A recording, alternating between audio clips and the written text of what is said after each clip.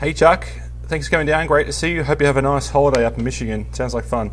I just wanted to give you an overview of what it was that we talked about today, just so you can remember it and piece it together. Now, progress going forwards with everything. You've done well with the wrist cocking back. We can back off from trying to think about that all the time now. We may have to go back and revisit it again at a later stage, but you've done really well with that. Post-impact, there's still not quite enough change. I know you've been trying to do that and there's not enough change. So when you've been trying to do something and there's not been enough change going on, knowing your background, every time we've worked on something so far, you've nailed it. It's changed. So if something's not changing, I have to ask a question to why it's not changing. So that's why one of the reasons why I decided to go in a different direction today. Now, you've been telling me that on course you're nailing a lot of tee shots and you're nailing a lot of good iron shots, but there's been a few too many errors and a few too many misdirected shots. Primarily with the driver now, there's no left from what you're telling me, which is fantastic news. It means your club face control is so much better, and you're just stuck with now is a high right shot. So that one that goes high out of town right primarily is to do with the direction that your arms are swinging back down towards the ball. Obviously the way your body moves does impact upon that. So just watching this, I'm going to zip through this and watch this left frame here in the actual swing. So when you move through here, coming through impact, the body tends to slide forward and clear out too far in front of your arms here at impact. Now, the angle here that you have with your body is too great this way. We want to try and straighten it up a whole lot more. Now, there's two ways to do that.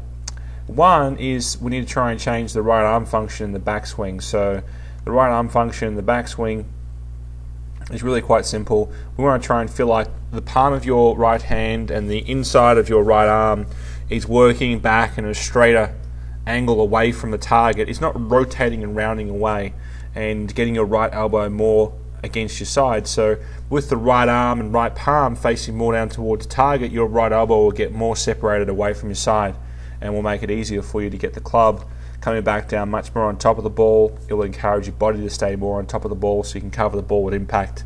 It's going to make the club want to ground out more where the ball is rather than earlier the ball. It's also going to make a big impact upon that one that starts, the ball that starts really high and way to the right.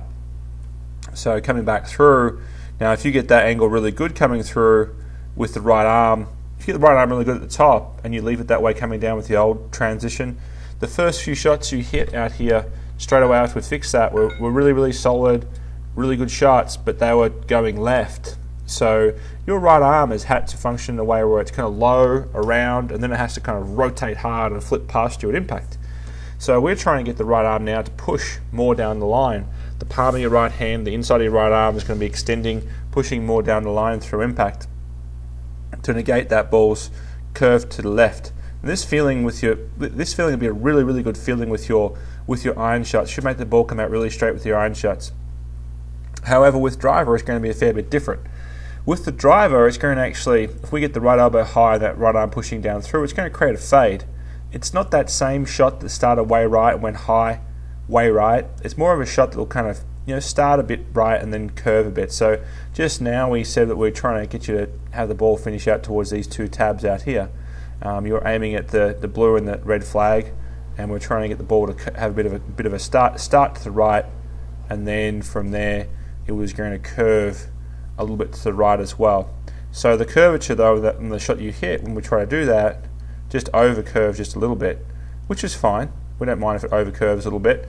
You only were 10, 15 yards right, maybe 10 or 12 yards right of your target still in play, but you allowed for the ball to curve left to right with that feeling. The better way for a driver is not concerning yourself so much with that right elbow and right arm in the backswing. The reason why it's not so much of a concern is that the left arm and the way the left arm works is a little more important with your backswing in comparison to the fade swing and in comparison to an iron swing. So the left arm needs to rotate more back and be much more positive with the rotation coming through.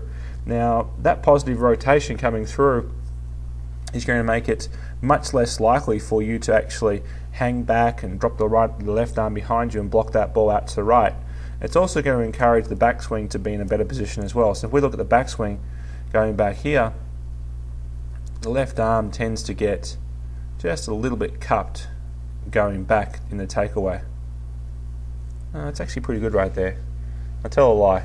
It's actually pretty good. You did a couple of left shots later in their session today where the club shaft was steeper, so that means the left arm hadn't rotated the club shaft flat enough. The left arm controls the rotation, the right arm controls the face, the right arm controls the width. It's our major source of power. So with the driver, we want to try and get that ball starting straight, not spinning too much, and not curving too much in either direction. So left arm rotating back and rotating through is going to have a better chance of doing that with what we've worked on today in comparison to what's happened or what we're trying to work on with your right arm.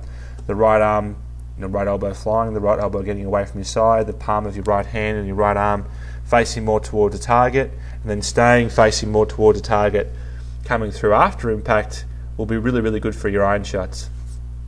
Great to see you, Chuck. Please feel free to give me a call or send me an email if you have any questions. Good luck.